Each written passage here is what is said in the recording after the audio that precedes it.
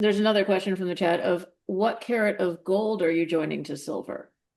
Oh, I'm a fan of 24, but in one of the papers that I mentioned, it's all about gold painting. Hmm. And in gold painting, look, I'm trying to get cheaper and cheaper here as the price goes up.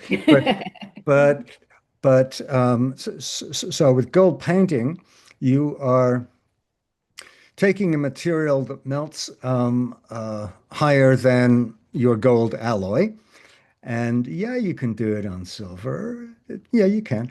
But it's easier to do it on copper.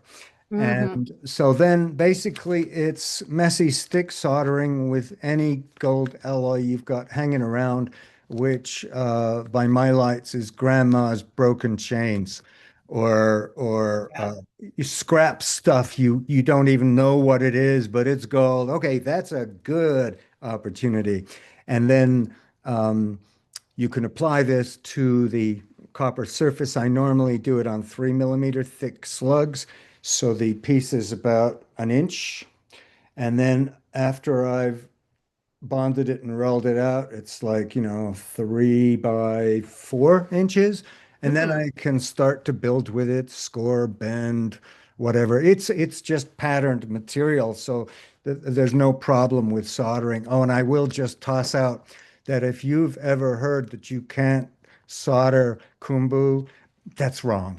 I normally solder Keum-bu and I hard solder it. And I have never had a problem. There's this myth that stems from Koreans who were teaching it. Um, and it's two things. The commercial, if you do it with enameling foil, which is super duper thin, yeah, you do hard soldering, it might sink in. Okay, if you do it with the supplier Keum-bu foil, I think that's way too thin. Like I haven't found one I've been happy with.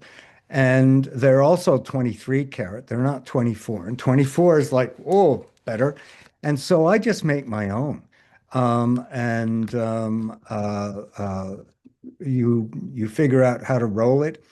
Um, you roll it until the mill is tight as it gets, then you roll it another 20 times. And then because it continues to exert pressure, even though it's on the tightest setting. And then you take a piece of like 24 gauge copper sheet and you put your gold on there and you keep on rolling it. And the thickness for Keum-bu foil, for me, for happy results,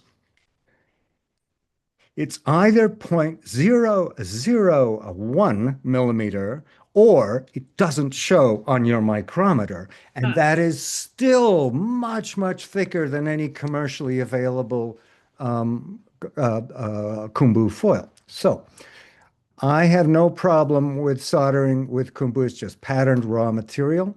And if you're melting different gold alloys on the surface, and there are ways if you read the paper, it'll outline it, or perhaps Silvera will do a gold applications online workshop, and we Uh-huh.